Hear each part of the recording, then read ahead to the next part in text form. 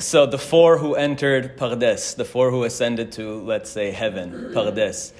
You remember the story? It's in Masechet Chagiga, which is my favorite. It's the most mystical of all the Talmudic tractates and has a lot to say about Kabbalah and things like that. So, very famous story about four rabbis, four sages that went up to heaven. So we're gonna get right into it.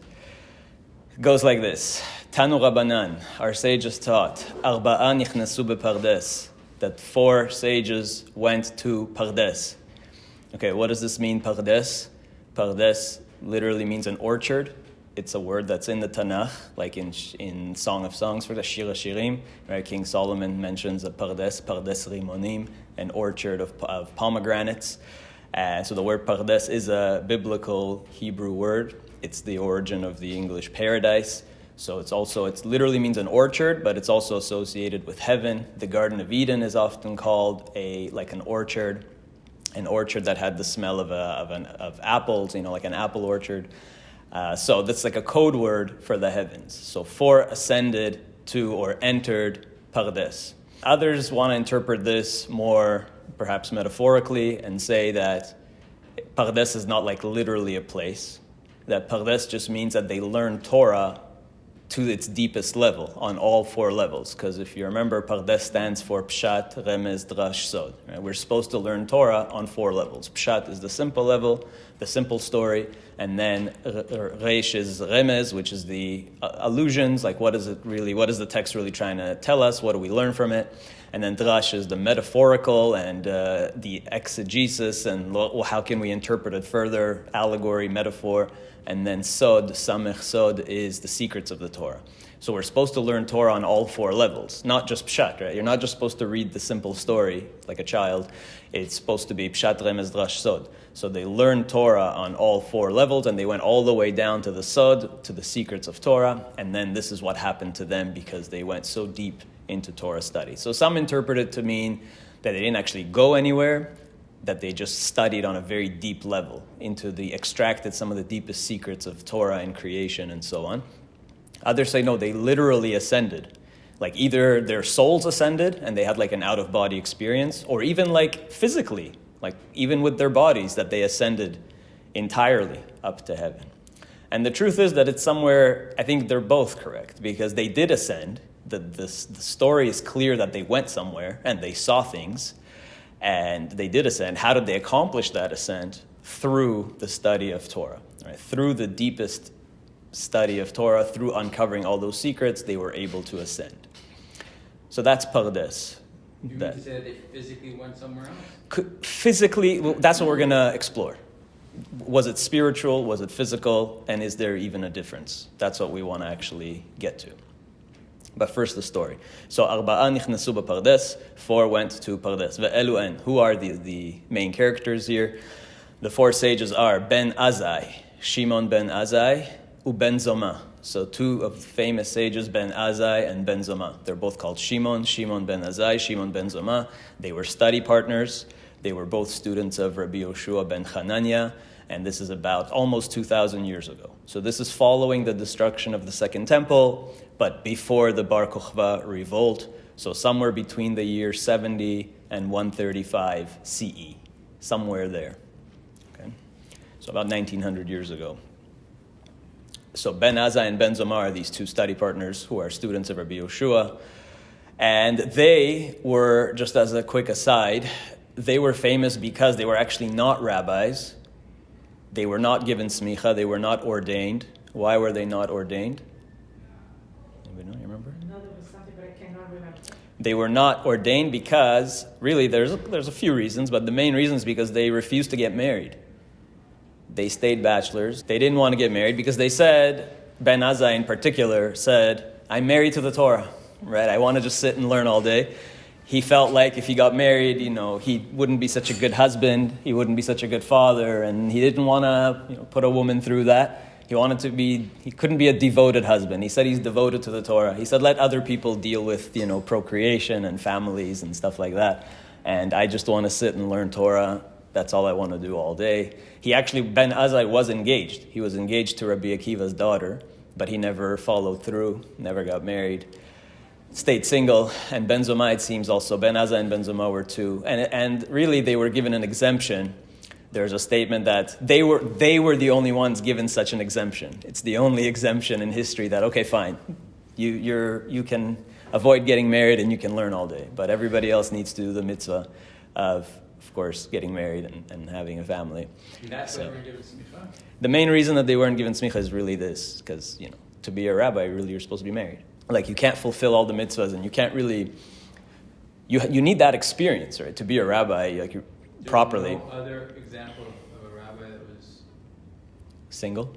Yeah, and had smicha but was not married? I'm sure there are.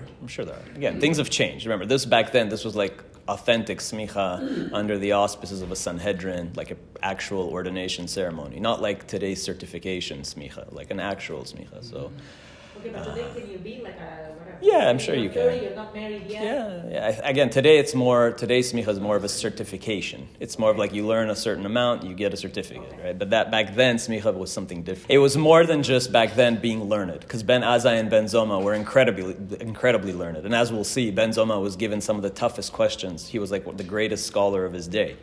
So, and yet not officially given the title of rabbi, because it was something different. Right? You could be a scholar, you can be a Talmid Chacham, without necessarily being a rabbi. So Ben Azai and Ben Zoma were these two very special figures that were felt like they were married to the Torah. There is an idea, by the way. You remember the story of Nadav and Avihu, the sons of Aaron that passed away, that a flame consumed them? So they also didn't get married. And so there is this idea. I'm not going to go into it, but I'll just throw it out there. There is an idea of Ben Azai and Ben Zoma being like a reincarnation, or maybe a tikkun for Nadav and Avihu. So you can think about that, meditate on that a little bit. So you have Ben Azai and Ben Zoma, and then you have Acher, the other one. That wasn't his name. His name was Elisha ben Avuya. He was a rabbi, Elisha ben Avuya, but because, as we'll see, he became a heretic and he became an enemy of the people. And it seems like he joined the Bar Kokhba revolt. He joined the Romans, so he betrayed the Jewish people. And so he's not even named. He's just called Acher, the other one. They didn't even want to use his name anymore. Yeah, exactly. He who shall not be named, Acher, yeah. And Rabbi Akiva. Rabbi Akiva was the last one. Okay, so Ben Azai, Ben Zoma, Acher, and Rabbi Akiva. So these are the four protagonists here. And before they go up, Amar lahem Rabbi Akiva told them, he gave them a little warning, gave them some advice. Kshatem magi'in etzel avnei shaish tahor, as you arrive at the pure marble stones. Okay, we have to explore what that means. As you arrive at the pure marble stones, al tomru, do not say mayim. Don't say water, water. Okay? Mishum shene'emar, because it is said, it's a pasuk in Tanakh, dover shkarim lo ikon leneged einai, that a person who speaks falsehoods can't stand before God, something like that. So Rabbi Akiva told them, as you reach the pure marble stones, as you pass the pure marble stones, don't say water, water. Al tomru mayim, mayim, because that would be false. Okay, whatever that means, we'll have to explore what that means. Then what happened? Okay, they get through. Ben Azai hetzitz vamet. Ben Azai gazed at those heavenly worlds and died. Alav katuv omer, and of him it was said, the verse in Psalms and Tehillim, Yakar be'enei Hashem hamafta lachasidav, that the death of the pious ones is like precious to God. So he was considered, Ben Azai, of course, a very pious person, beloved by God, and so God considered it, it was precious to God. His death was like precious to God, I guess. Ben Zoma hetzitz v'nivka. Ben Zoma looked and was injured mentally. Went a little out there mentally. Something happened to him. Ve'alav katuv omer, and of him the verse was said from Mishlei, from Proverbs, Dvash matzata echol dayeka. If you find honey, eat enough of it, or don't eat too much of it. Pen tizbaenu veheketod, because otherwise you'll get yourself sick and you'll throw it all up. Right? So if you, too much of a good thing is bad for you, basically. You go to a buffet and you stuff yourself and then you're going to puke it all out. And what was the point? So eat the right amount. Don't overdo it. So of Ben Zomai was said, don't overdo it. You find something good, even good things can be bad for you if the concentration is too high. So the dosage is really important. And then, Acher kitzetz bintiot. Acher, Elisha ben Avuya, literally cut the shoots. Kitzetz bintiot. He cut the plants. He cut down the plants. He mowed the grass. He mowed the lawn. Whatever that means. It means that we interpret that to mean that he became a heretic, an apostate. He left the Jewish people. He joined the Romans. There's different interpretations of what exactly happened to him. And of course, Rabbi Akiva is the only one that was Yatza b'Shalom. So he came in peace, as it says elsewhere, Nichnas b'Shalom, Yatza b'Shalom. He entered in peace, and he left in peace. And we also have to explore why was Rabbi Akiva the only one that was not harmed by this experience. So only 1 in 4 actually survived. The Talmud goes on to say on the next page, what does it mean that Ben Zoma was nifga, that he was injured? Ben Zoma somehow was changed. What happened? Tanu Rabbanan. Our sages taught, Ma'aseh Rabbi Yoshua ben Chananya. So Rabbi Yoshua ben Chananya, who was his former teacher, Yoshua ben Chananya was walking, Shaya Omed al Gav Mala Be'ar Habayit. He was on the Temple Mount. So Rabbi Yoshua ben Chananya is taking a stroll on the Temple Mount with his students. Dera'au ben Zoma ve'lo amad milfanav. And Ben Zoma saw him but didn't stand, which is a problem because, of course, Rabbi Yoshua is his rabbi, is his teacher. You have to stand for your teacher. And he didn't stand. Very strange. After this experience happened, after this journey to the heavens, he came back, and Rabbi Yoshua saw him on the Temple Mount. Ben Zoma was sitting there, didn't get up when he saw his teacher. Okay, that's not good. Amar lo, Rabbi Yoshua wasn't bothered by that, but he just said, Me'ayin ule'ayin ben Zoma. What's going on? Where from? Where to? What's happening with you? How are you? That's how they used to say, how are you? Amar lo, Ben Zoma responded. How did he respond to him? Somebody asks you, how are you doing? Ben Zoma said, Tzofeh ha'iti ben mayim ha'elyonim lemayim ha'tachtonim. I've been gazing at the upper waters, at the space between the upper waters and the lower waters. Again, the theme of water. Something interesting is happening here with the water. Ve'ein bein ze lazeh ela shalosh etzbaot bilvad. And the distance between the upper waters and the lower waters is 3 finger breadths. Shalosh etzbaot. That was his answer. Shene'emar, and he quotes the verse from Genesis, from Bereshit, Ve'ruach Elokim merachefet al pnei hamayim, that the Spirit of God is hovering over the waters. Remember at the beginning of creation, what does it say? Bereshit bara Elokim et hashamayim ve'et haaretz. God created the heavens and the earth. Ve'aretz hayta tohu vavohu, and the earth was empty and void and chaotic. Ve'choshech al pnei tehom, and there was darkness. Ve'ruach Elohim merachefet al pnei hamayim, and the Spirit of God is hovering over the waters. There's waters, apparently. Right at the very start of creation, there was water. And remember, on the second day of creation, God separated the waters, the upper waters and the lower waters. And we are here in the realm of the lower waters. So Ben Zoma is saying, you know that the distance between those upper waters and the lower waters is just 3 finger breadths? That was his answer when his teacher said, how are you doing? Okay. And so what did Rabbi Yoshua say? Amar lahen Rabbi Yoshua letalmidav. So Rabbi Yoshua turned to his students and said, Adain ben Zoma mi bachutz. Ben Zoma is still out there. He never came back. Right? He never came back. He's still up there. Okay. What happened to Acher? What happened to Elisha ben Avuya? Acher kitzetz bintiot. He cut the shoots. Alav HaKatuv Omer, of him it was said, Al titen et picha lechti et psarecha. Don't let your mouth make your whole body sinful or to cause you to sin. Don't make your mouth cause your whole body to sin, your whole flesh to sin. That's a verse from Kohelet, from Ecclesiastes. What happened to him? Why did he become a sinner? Why did he become a heretic? Take a deep breath. Okay. Chaza Metatron. He saw up there, Metatron, Memtet, the great angel. You've heard this name before, Metatron? So, he's one of the chief angels in the heavens, perhaps the top angel. And we have a tradition based on very, very ancient sources that he was a human at first. He was Hanoch, Enoch. Hanoch was the 7th generation from Adam, so before Abraham, before Noah. The 7th generation from Adam was Hanoch. And if you remember what it says in the Torah, when the Torah lists the genealogy of Adam, it lists all the people, and it says, this person lived this many years and passed away. This person lived this many years and passed away. And then when it comes to Hanoch, very strange, doesn't say that. What does it say about Hanoch? Enoch? Exactly. And he was no more, ve'einenu, because lakachoto, God took him. God took him. He went to walk with God, it says. It says that Hanoch was taken up to the heavens, that's what it seems, and he went to walk with God, and he never died. God took him. That's straight in the Torah.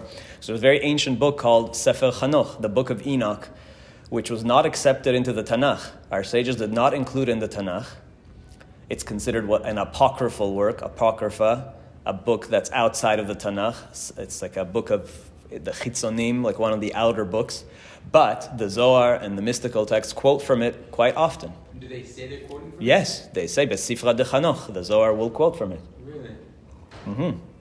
The Zohar will explicitly quote from Sifra de Chanoch, from the book of Enoch. Wow. Yeah. So it's definitely a real holy text. It's just that our sages didn't include it in the Tanakh, probably because it was too mystical. Right? And so they left it on the side. Don't they address about reading Sifrei Chitzonim? Yes. Are they referring to these books? This is one of them. This is So one of they're them. referring to these apocryphal books? This is one of the apocryphal But they books. were- Yeah. I used to think when I was in high school, Sifrei Chitzonim might have like philosophy books, anything had to do, let's say, with other nations. No, the original Sifrei Chitzonim is the Apocrypha. Yes, these are the original Sifrei Chitzonim, right. So any reference to not studying Sifrei Chitzonim is referring to these books? Officially this was the original Sifrei Chitzonim, the original Apocrypha, yeah. How do we reconcile that the Zohar is quoting from here and they're saying go? We weren't supposed to read those books because, not necessarily because they were wrong, but because they were too much. Like, perhaps because we didn't want people to experience what happened to something like Ben Zoma and Elisha ben Avuya, where they go too far out. And so it was safer to avoid those Or books. something like Sefer Maccabim, which is just historical. Yeah, that's historical. But again, even the Sefer HaMaccabim might have details that are not exactly in line with our tradition. Because remember, the Maccabees did things that were not in line with tradition, like usurping the throne, Right. which they weren't allowed to do. And very quickly, the Maccabees became secular and became Greek. Like the people that they fought, their grandchildren became. So that's why the book of Maccabees is more of a historical book, and it was more for political reasons that it wasn't included. But Sefer Hanoch was more for spiritual reasons, that it might be too much for the average person, for the uninitiated to study. So according to Sefer Hanoch, and then of course it's quoted in the Zohar, that Hanoch became the angel Metatron. Okay, that's his name. And Metatron does not sound like a Hebrew word, because a lot of the angel names this is not the actual name of Metatron. We do know what his actual name is. It's quoted in other sources. I'm not going to bring it up now. But Metatron is his angelic name that we call him. And some people think it comes from the Greek meta thronos, like close to the throne, meaning he was close to the throne of God. Some people connect it to the Aramaic metator, that he was the leader. We're not quite sure. But it's definitely not a Hebrew origin, and that's not his actual real name. So, in case you were wondering. There are other Greek-sounding names of angels, like Sandalphon and many others, and I think we discussed this before. These are not their real names. These are titles that we use because we don't want people to know their real names and abuse their real names. So, he saw Metatron, who was sitting in heaven. He was sitting there. He was given permission, Reshuta lemeitav lemichtav, writing the merits of Israel. That's one of his tasks. So the angel Metatron is sitting there in heaven, writing, scribing the good deeds of the Jewish people. Okay? He saw this and said, Elisha ben Avuya, Gmiri de lemala, he was taught, I learned, de lemala lo have lo yeshiva velo tacharut, velo oref, velo ipui. I always learned that in the heavens, there is no sitting and no competition and no turning your back to God and no relaxing and no doing things, nothing. I thought, the heavens are the heavens. They're spiritual. They're spirits and souls and halos and bright lights and whatever, right? I had a depiction of the heavens as something totally spiritual. And here I see something almost mundane. An angel is sitting. What, really? I thought only God has a throne in heaven, this shining throne. And here we have Metatron sitting, scribing. What's going on here? So he was shocked. And he said, Chas v'shalom, shtei reshuyot hen. It seems like there are two reshuyot. So that's often translated as, perhaps there are two authorities. So he thought maybe Metatron is like God. Are there two gods? Are the Romans right that there's a polytheistic, there's a pantheon of gods? Are there multiple gods? So is that why he became a Roman? Was he now confused? Is it really monotheistic or polytheistic? That's one way of understanding it. Can you say the Chas v'Shalom? Yeah, it says, Shema chas v'shalom shtei reshuyot hen. God forbid, could there really be multiple authorities in heaven? So do the Romans have a point here about their polytheism? That's the standard way that's translated. But that's not necessarily what he meant. Because a reshut can also mean a domain. Like Reshut HaRabim, like we know for Shabbat, like a public domain or whatever. A Reshut can also be domain. So you can also, when he said Shtei Reshuyot Hen, doesn't necessarily mean that there are two authorities, but that there are two domains, there are two realms. Are there two realms, or is there one realm? That's the question. What do I mean by that? Elisha ben Avuya was shocked to see that the spiritual world seems to be physical, that there are beings doing things. And he thought that it was just like infinite godliness. We just everybody floating around. Yeah, whatever. We often make this mistake, and we addressed this a little bit before when we talked about chashmal and electricity, that we often make the mistake of separating the spiritual world and the physical world as if they're like two completely different realms and domains that have nothing to do with each other. But that's not actually the case. That's not what we see in the Torah, because the Torah tells us how God created the universe. There was only God. And then he created a cosmos where physical and spiritual were both within the cosmos. The upper waters and the lower waters, the physical world and the spiritual world, is all within creation. It's all one domain. It's all God's domain. So the physical and the spiritual is one. It's not two distinct entities. It's one entity. It's physical and spiritual. There's a very fine line. What does it really mean to be physical and to be spiritual? Where is that separation between the upper waters and the lower waters? Is there such a separation? We read in Tehillim that God actually says that He, Amekare b'mayim aliyotav, that God has built His upper worlds, aliyotav, in water as well. Everything is seemingly suspended in water. Everything came forth from the waters. And this is why there's this connection with water here. Rabbi Akiva told them, when you go up there, when you pass these pure marble stones, the interface between heaven and earth, says, you're going to see water. Al tomru mayim mayim. Don't be surprised to say that there is water. We tend to think of water is a physical, chemical substance. It's H2O. We wouldn't expect to see water in the heavens. But there is. No, but it sounds like Rabbi Akiva was saying that which looks like to you water is not water. Some interpret it that way. But that is the most obvious. The question is I'm going to show you what the Zohar says about this. Right? Some interpret it to say that there's an illusion of huge waves of water as you pass into the spiritual world of 300 parasang, 300 parsa waves, massive waves of water.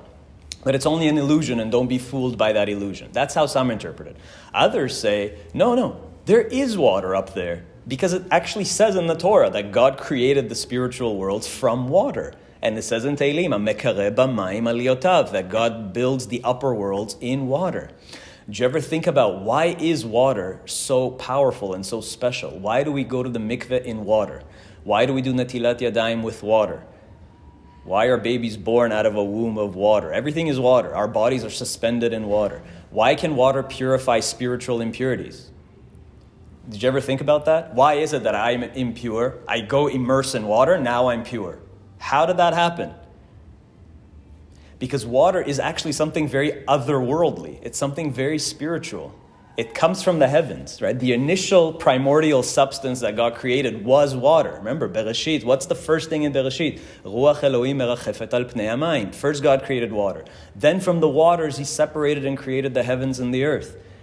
Both realms are dependent on water. There's water in both of them, and they're really all one. That's why water is such a powerful thing. And water scientifically does not make any sense. Water does not make sense. The properties of water are unlike any other thing.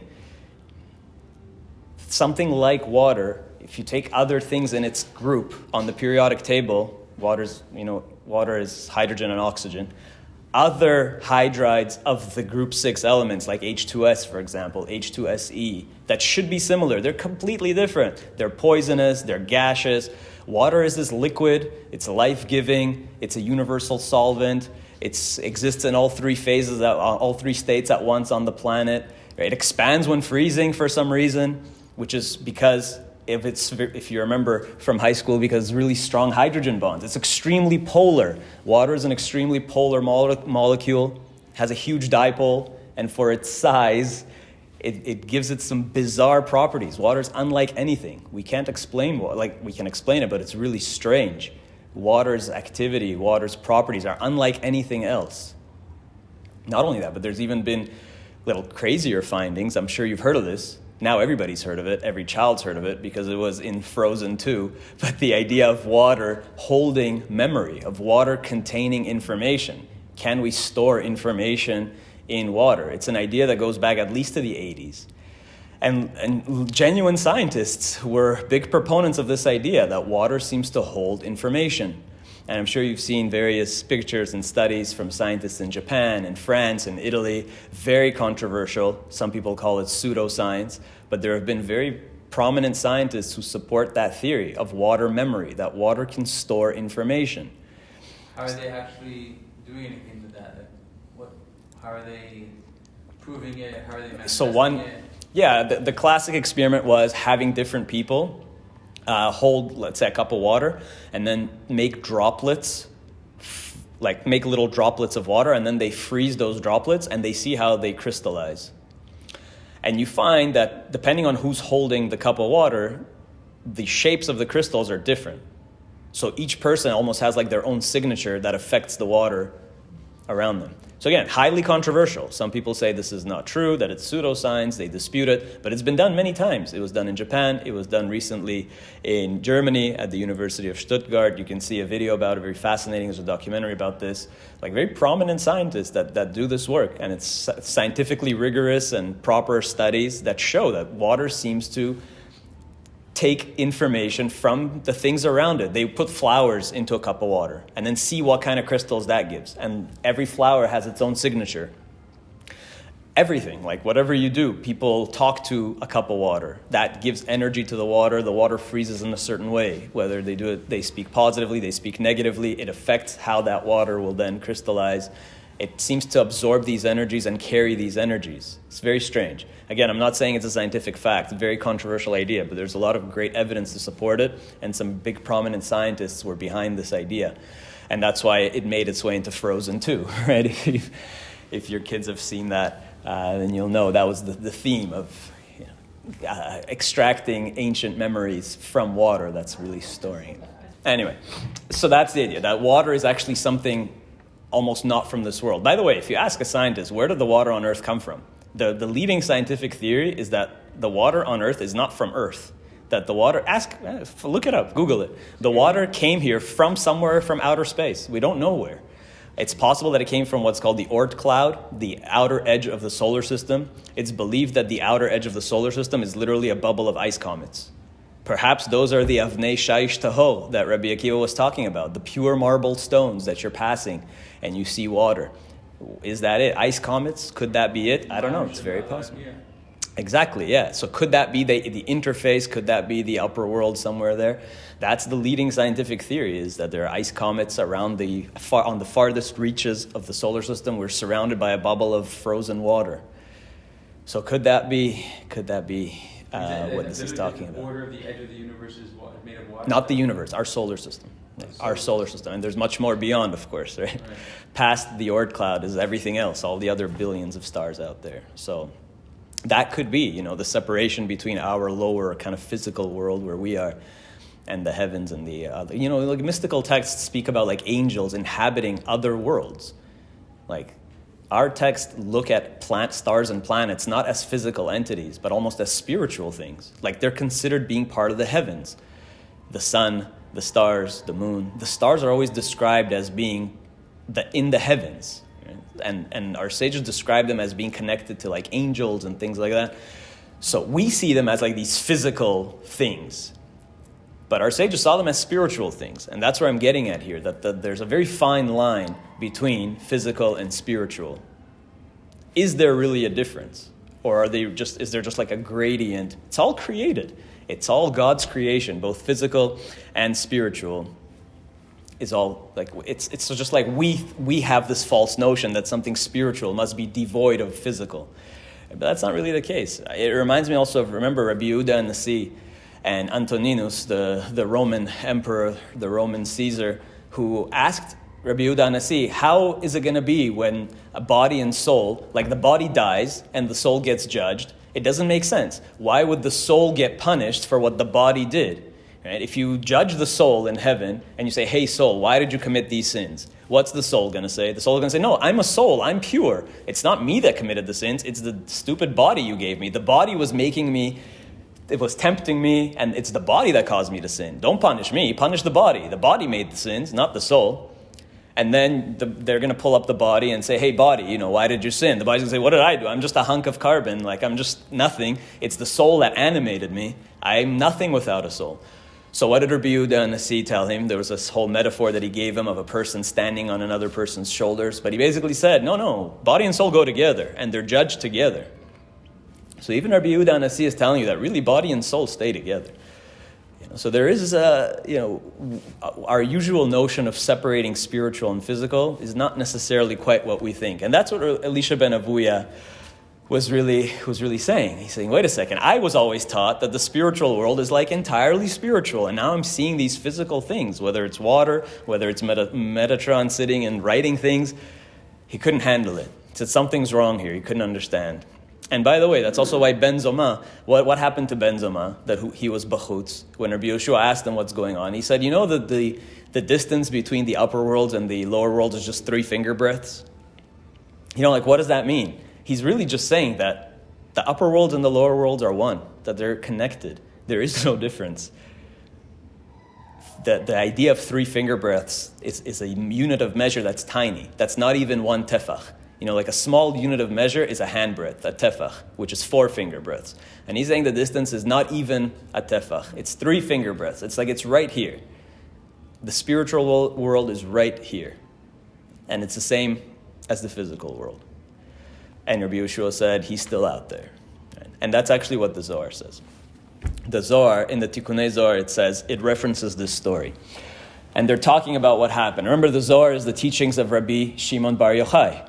Rabbi Shimon Bar Yochai is the student of Rabbi Akiva. Rabbi Akiva is the one that came out of this unharmed. And he passed on the tradition, the Kabbalistic mystical tradition, to the next generation.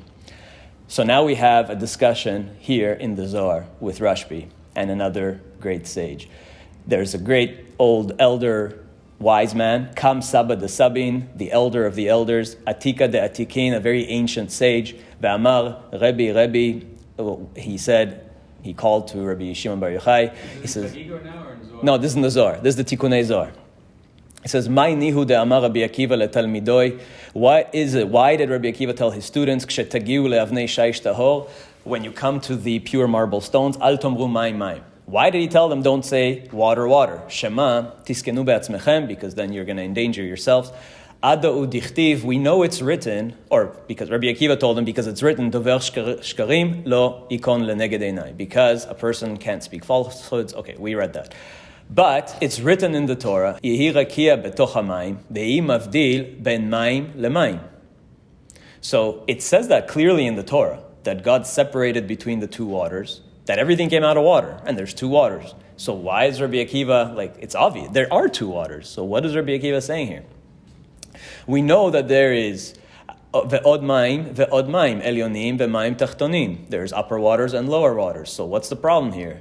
It taman, lama amar al tomru maim. So why did he say, don't be confused. We know that there's water up and water below. Amar le botzina kadisha. So now, Botzina Kadisha means the holy lamp. That's a name for Rabbi Shimon Bar Yochai. Rabbi Shimon Bar Yochai was called Botzina Kadisha, the holy lamp. So the holy lamp, Rabbi Shimon Bar Yochai said, Saba de Sabin, lech yaut legala razada. So go and reveal the secret. Rashbi is telling this old sage, go ahead and reveal the secret. What happened? And he said, Amar le Saba de Sabin. He said, Bevadai avnei shaish ta'or. What are those avnei shaish taho? What are those pure marble stones? Inun yud, the inun chad yud ila'a, mean Aleph. So he said, if you look at the letter Aleph, this is the secret of the letter Aleph. How do you draw Aleph? It's a vav and a yud and a yud. The first letter of the alphabet that signifies that's the secret of creation of God. It's an Aleph, is a vav and a yud and a yud. First of all, in Gematria, a yud is 10, and a yud is 10, and a vav is 6. So the inner value of Aleph is 1, but the inner value of Aleph is 26, and 26 is God's name, Yud He Vav He. So the one Aleph, which means Aluf, which means master, the master of the universe, the one master of the universe is God, Hashem, Yud He Vav He, it's 26. So the Aleph itself beautifully alludes to God, because Aleph is a vav and a yud and a yud. The inner value of the 1 is the 26. So it alludes to God. But more than that, what the Saba is saying here, he's saying it represents actually how God created the universe, which is all one domain. It's all Aleph. There's a Yud above, the upper world, and the Yud below, the lower worlds, the so-called upper and lower world, and they are connected by this Vav. That's what he's saying. Okay, so there's a Yud above and a Yud below. Okay. And there is actually no separation. Ein afrasha, there's no separation. Ben maim lemaim.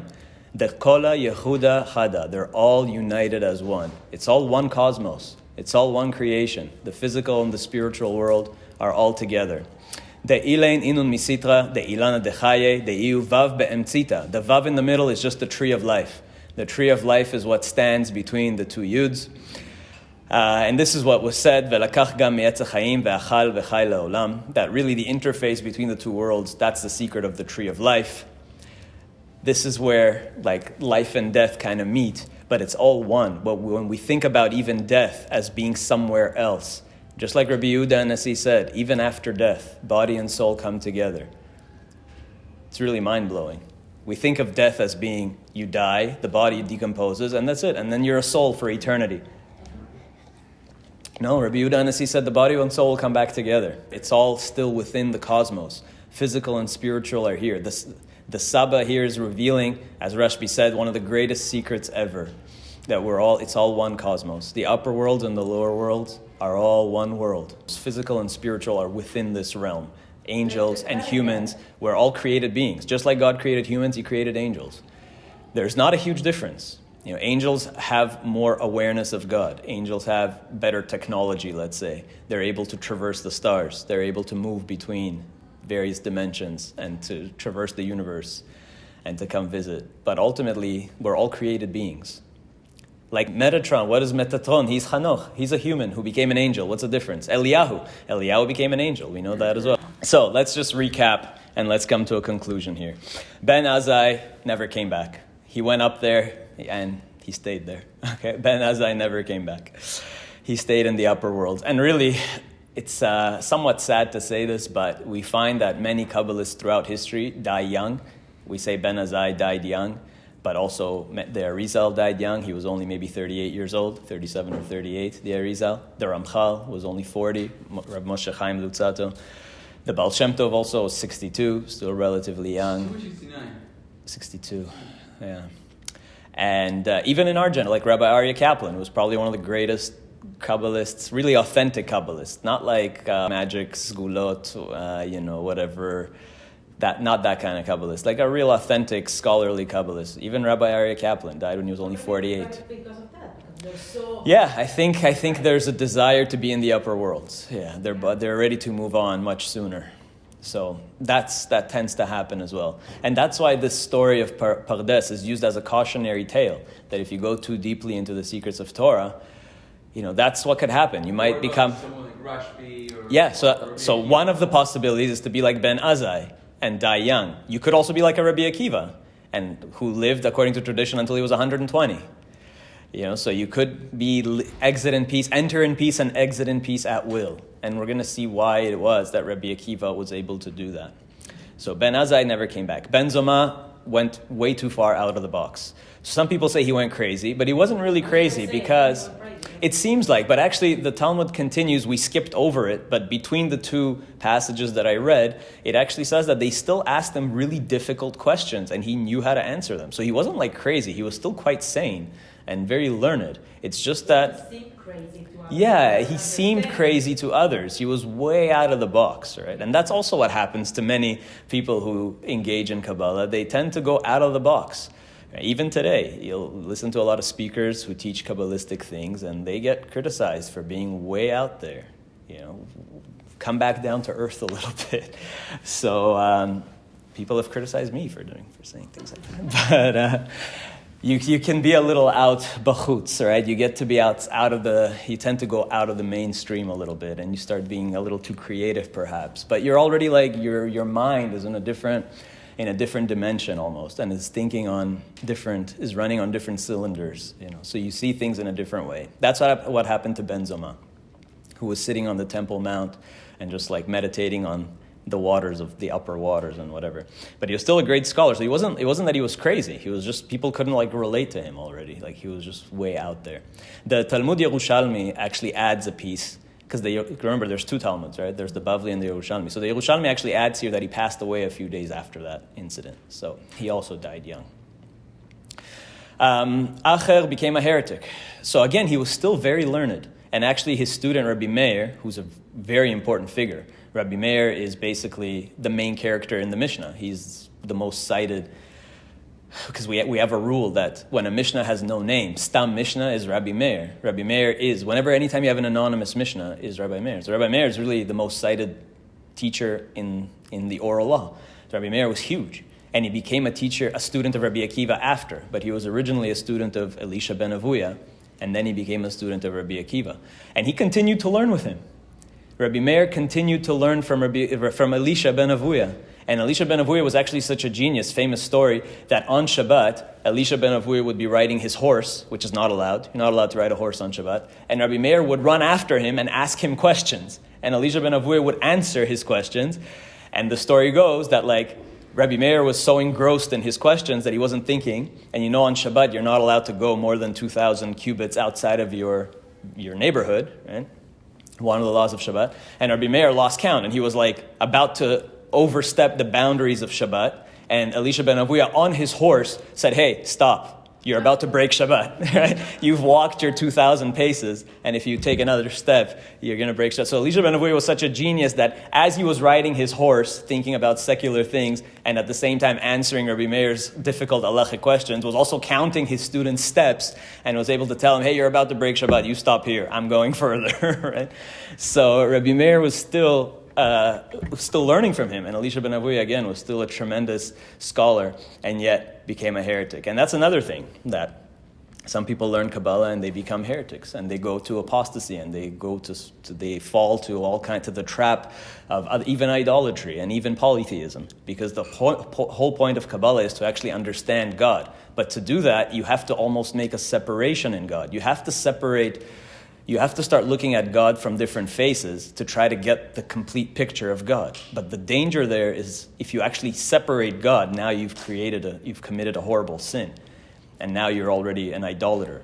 And this is a real danger. This is something that learned Jews succumb to, where they start thinking about, they don't learn it properly, and they start making divisions within God, which is the exact opposite of what Kabbalah is supposed to be. Kabbalah is supposed to be understanding the unity of God. But the only way to do that is to actually explore the different faces of God. But you always have to see how it's all oneness. So you have to be very careful not to fall to heresy and to apostasy. And today, unfortunately, Jewish mysticism, we live in a world of information and it's accessible by everybody. And today everyone's become a Kabbalist. Everybody's learning. Books that were kept secret for thousands of years are now being studied by people who don't even know the basics. It's like people are diving into the quantum physics without knowing basic arithmetic. That's what's happening. You have all kinds of celebrities studying it and secular people who have no knowledge in basics of Torah. And now everyone's become a Kabbalist. So even yesterday, my wife told me that she had a customer who turned out she was Jewish. My wife was talking to her, and then she turned out that she's a Kabbalah teacher. And she invited my wife to a Kabbalah class, So it's somebody who's completely secular, but a Kabbalist. So today everyone's become a Kabbalist. Madonna is a Kabbalist. Everybody dabbles in it. And so that's where it can be very dangerous, right? You can't really have Kabbalah without halacha. You can't have... Kabbalah is like the depths of Torah. Without Torah, without Pshat Remez Drash, you're not going to get to Sod. You're not going to understand the secrets properly. And what grounds you in Kabbalah is having the halacha. Right? You have to have both. You kind of have to be both a Kabbalist and a Talmudist. You have to study Talmud and Zohar. In fact, the Talmud and the Zohar are like mirror images of each other. They're roughly the same length. They're in the same language, roughly, about the same language. They feature a lot of the same characters, like Rabbi Shimon. Rabbi Shimon's also one of the most common sages cited in the Talmud, in the Mishnah and Talmud, and he's also the main character in the Zohar. So the Talmud and Zohar are really like mirror texts. And in the Talmud, you have a lot of the core ideas of the Zohar. In fact, the first place where we really see an analysis of the 10 Sfirot is right here in Chagigah, in the Talmud, in Masechet Chagigah, in these same pages, where this story is told about the 4, is where you see the first real detailed analysis of the 10 Sfirot and where it comes from in Tanakh. So you got to have both. You got to be able to study both Talmud and Zohar at the same time. And you have to temper Talmud with Zohar and Zohar with Talmud. There's a theory of why was the Zohar published when it was. Some people say that it was published in the 13th century, partly to counter Jews assimilating and becoming Christian. Partly also because Judaism was becoming more Talmudic and halachic at that time. This is when a lot of the early codes of law were being published. The Rif, the Rambam's work, and so on. And so it was also, some say, published to give a counterbalance to Talmud. As Talmud study was becoming more and more dominant, and Judaism was becoming more legalistic, the sages want to also publish the Zohar and show that, no, there's also mysticism. There's also spirituality. Like, don't go too far into the legalisms and to those debates, the dialectics and things like that. Also, there's the great spirituality and the mysticism. So you have to have both Talmud and Zohar. That's the right way of doing it. One of the big Kabbalists in Israel, Rabbi Yaakov Moshe Hillel, he's the head of one of the Kabbalah yeshivas there. Somebody actually asked him, how do you know who's a real Kabbalist? Today, everybody's a Kabbalist. Everybody claims to be a Kabbalist. How do you know who's a genuine Kabbalist? And he said, very simple, just ask them a Talmud question. If they know a Talmud question, if they can answer even a basic Talmud question, then maybe they are. But because a lot of the people, they just go right into the Zohar and they don't even know the basics of Chumash. And if I can add to that, you can ask them one more question, because you also need to know Tanakh. Tanakh is fundamental to understanding Kabbalah. Everything is based on verses in Tanakh. Right? The mysticism really comes from the Nach itself. In fact, in the Talmud, when it references Tanakh or Nach, Nevi'im and Ketuvim, it's called Kabbalah. Like the word Kabbalah in Talmud usually actually means the Nevi'im and Ketuvim. So Kabbalah is entirely out of the Tanakh. It comes entirely out of Scripture. So you have to know Tanakh. And actually we see that about Ben Azai, because in the Midrash, in Shir HaShirim Rabbah, it says about Ben Azai, before this event, when he passed away, before this event, Ben Azai haya yoshev vedoresh, he used to sit and he was learning, ve'aesh svivotav, and there was fire around him. He was learning some deep, holy, mystical things, and there was a fire around him, or the appearance of fire around him. Azlun ve'amrun leRabbi Akiva. So they went and told Rabbi Akiva, hey, you got to check this out. Okay, Rabbi Ben Azai, Yoshev ve'doresh ve'esh melahetet svivotav. He's learning and there's fire all around him. Okay. Alach etzlo ve'amar lo, So Rabbi Akiva went to him and said, Shamati sha'ita doresh, you were learning and there was fire around you. Amar lo hen, yeah, that's what happened. Amar lo, so Rabbi Akiva asked him, Shema bechadre merkava ha'ita asuk, were you studying the merkava, the secrets of the divine chariot, the deep Kabbalistic stuff? And what did he tell him? Amar lo lav, no. That's not what I was learning. What was he learning? Ela iti yoshev v'chorez b'divrei Torah. I was just stringing together words of Torah. Umi Torah leneviim, umi neviim lektuvim. That's what I was learning. I was just learning Tanakh. I was learning Tanakh and there was fire all around me. Rabbi Akiva said, surely you were learning such deep mystical things. No, just learning Tanakh, right? The meaning there is that, of course, he was learning deep, crazy stuff, but it's all based on Tanakh, right? From Tanakh, he was able to extract all those things, right? And it compares what he did to what was happening at Mount Sinai, that the whole Mount Sinai was v'hahar bo'er ba'esh, that the whole mountain was burning in fire. So you also have to be very firmly rooted in Tanakh. You can't be a Kabbalist without learning Tanakh. Number one is Tanakh, and you got to know Talmud. You got to be grounded with the law. And then you have the Kabbalah. So you need all three. So I would add to Rav Hillel's, ask them a Talmud question, also ask them a Tanakh question.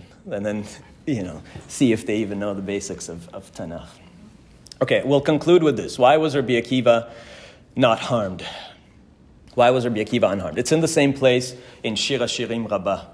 So it's not a coincidence that it's in Shir HaShirim Rabbah, because that's, of course, where Pardes, the word in the Torah, in Tanakh, actually appears, Pardes. So Shir HaShirim Rabbah says, it adds that Rabbi Akiva nichnas b'shalom ve'yatza b'shalom, that Rabbi Akiva came in peace and went in peace. Okay, and then he explained, why was he not harmed? Right, you have some that die, some that lose their minds, some that become heretics. Rabbi Akiva is only 1 in 4 that actually makes it sane and is able to enter and exit at will. He said, "V'amar lo mipnei shegadol ani mechaverai." I didn't survive this because I was greater than them, than my colleagues. Ela kach shanu chachamim b'mishnah. But our sages taught in the Mishnah. It's a Mishnah in Eduyot, in Masechet Eduyot. It says, "Ma'asecha yikarvucha u'ma'asecha yirachakucha," that your own deeds will bring you close and your own deeds will bring you far. Where does this teaching come from? It says there in Eduyot that there was a great rabbi, and he was on his deathbed, and his son wanted to attain some high rabbinic position, and he asked his dad, like, before you pass away, put in a good word for me. And his father said, no, I'm not going to do it. Because he didn't want to engage in like nepotism, just because you're my son, I'm a great rabbi, and because of me, you're going to get the job, right? Because I put in a good word for you. No. You have to earn it, right? So he told his son these words, that your own deeds, ma'asecha yikarvucha, your own deeds will bring you close, and your own deeds will push you away. It all depends on you. If you're going to do the right thing, you're going to get it. And if you won't do the right thing, it's going to go away from you. So that's what Rabbi Akiva said. What does that mean? And then it just ends by saying, Ve'alav ne'emar, about Rabbi Akiva, it was said, again, a verse from Shir HaShirim, Heviani amelech hadarav, that the king can bring him into his inner chamber whenever, at any. Rabbi Akiva was welcome in the upper chambers of God at any time. But what does that mean? Rabbi Akiva said that I survived this experience and I didn't succumb to these things like they did because not Torah and Tanakh and did not study. Let's see. Did not study Kabbalah, because everybody that studies Kabbalah is there. So he said, I'm not greater than them. I'm not a greater scholar than them. But it says he just quotes this verse that your deeds will bring you further. Your deeds will bring you closer. What does that even mean? So I'll tell you my interpretation of it. I'm not saying that this is the definitive meaning here, because it's open to interpretation. I think this is what he means. Because there's a clear difference between Rabbi Akiva and the other three. What's the difference in terms of their biographies, what's the difference between Rabbi Akiva and the other three? He's more practical, probably. More practical, but there's one key biographical difference between them. What do we know about Rabbi Akiva? Yeah, he started late. He started learning when he was 40. He's a Baal Tshuva, right? Until he was 40, he was ignorant and secular. He became religious and started learning when he was 40 and studied for the next 24 years and then became one of the great sages. But the other three were all born into it. They were all from prominent rabbinic families. So there was more merit. Yeah. So the Yerushalmi in the same place actually says about Elisha ben Avuya that he was the most prominent of them.